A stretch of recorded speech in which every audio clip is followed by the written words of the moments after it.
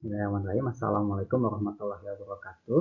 Perkenalkan, nama saya Dede Heri, mahasiswa Teknik Sipil dan Lingkungan ITB University. Di sini saya akan mereview terkait jurnal DNDC yang berjudul A Process-Based Model of Greenhouse Gas Flux from Agricultural Soils, yang mana pemaparan atau presentasi pada kali ini merupakan salah satu bentuk tugas dari pemodelan mata kuliah pemodelan lingkungan. Adapun beberapa poin yang akan saya paparkan, di antaranya yang pertama terkait latar belakang, tujuan penelitian dari jurnal tersebut, lalu struktur dan arsitektur model DNDC-nya, input model DNDC, yang kelima validasi dan penerapan model, lalu ada kelebihan dan keterbatasan model, yang terakhir merupakan kesimpulannya. Baik, langsung saja pada latar belakang. Di sini mengangkat tema terkait emisi gas rumah kaca, yang kita ketahui bahwasannya emisi gas rumah kaca itu sendiri bisa berasal dari pertanian, atau tepatnya tanah pertanian yang menjadi perhatian penting dalam perubahan iklim. Lalu model DNDC atau Denitrification Decomposition dikembangkan sebagai alat pemodelan berbasis proses untuk memproduksi flux GRK dari tanah ke atmosfer dengan mempertimbangkan faktor iklim, tanah, dan manajemen lahan. Adapun tujuan penelitian dari jurnal ini yaitu menyajikan ikhtisar menyeluruh tentang struktur, fungsi, dan pengembangan model DNDC, sekaligus mengevaluasi kinerja dan aplikasi DNDC dalam berbagai studi lapangan dan simulasi. Berikutnya merupakan struktur dan arsitektur dari model DNDC yang terbagi menjadi dua komponen utama. Yang pertama adalah lingkungan fisik tanah, yang kedua merupakan submodel biogeokimia. Untuk submodel lingkungan fisik tanah mensimulasikan dinamika, yang pertama ada suhu pada layar tanah, lalu redoks potensial, dan terakhir difusi gas dalam profil tanah. Hal ini penting karena proses mikrobiologis dalam tanah sangat dipengaruhi oleh faktor-faktor lingkungan tersebut. Lalu yang kedua, submodel biogeokimia.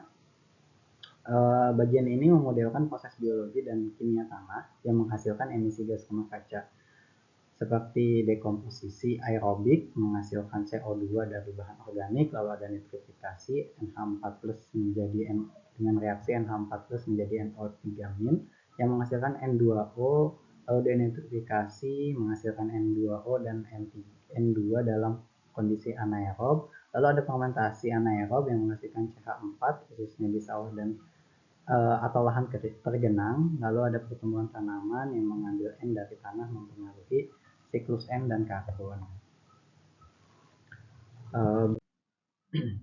Lalu untuk input model DNDC, model ini memerlukan input berupa data iklim harian, lalu karakteristik tanah dan manajemen lahan. Untuk data iklim harian seperti suhu, curah hujan, dan kelembapan relatif, sedangkan karakteristik tanah berupa tekstur, pH, bahan organik tanah, atau SOC, kapasitas tukar kation, dan permeabilitas. Sedangkan untuk manajemen lahan yaitu seperti jenis dan jumlah pupuk, irigasi, panen, pengolahan tanah, penanaman, dan rotasi tanaman. Itu berikutnya merupakan validasi dan penerapan model. Untuk DNDC sendiri telah digunakan dan divalidasi di berbagai negara dan kondisi tanah dan berbagai kondisi tanah, antara lain seperti di Amerika Serikat, lalu ada juga di Cina, Eropa seperti UK, Jerman, dan Belanda, lalu ada Australia dan Selandia Baru. Selain itu, model ini juga telah diadaptasi menjadi berbagai versi, seperti Forest DNDC yaitu untuk hutan, ada Manure DNDC yaitu untuk peternakan, Rice DNDC untuk sawah, lalu ada NZ DNDC, UK DNDC, dan lain-lain. Untuk kelebihan model DNDC, yang pertama karena berbasis proses, jadi hasil lebih realistis dibandingkan model statistik. Lalu juga karena multigas, jadi sehingga dapat memodelkan 3 GRK sekaligus. Lalu juga fleksibel yang dapat digunakan untuk berbagai jenis sistem lahan, lalu dapat digunakan untuk kebijakan karena termasuk pelaporan inventaris nasional GRK seperti IPCC Tier 3. Untuk keterbatasan modelnya, jadi selain ada kelebihan juga ada keterbatasan.